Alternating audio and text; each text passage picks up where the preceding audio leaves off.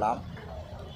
காரணம், ஏற்கனவே 2014 அதே போல் 2019 தேர்தல் அறிக்கையில் சொல்லப்பட்ட பல வாக்குறுதிகளை பாஜக நிறைவேற்றவில்லை.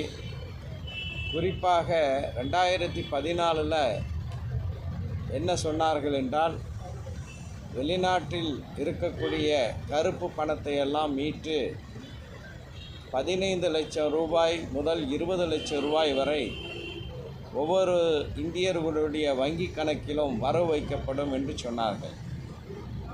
ஆனால் அதை நிறைவேற்றவில்லை.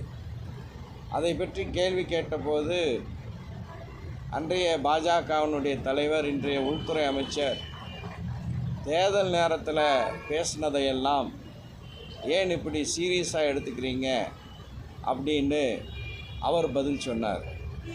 இப்போது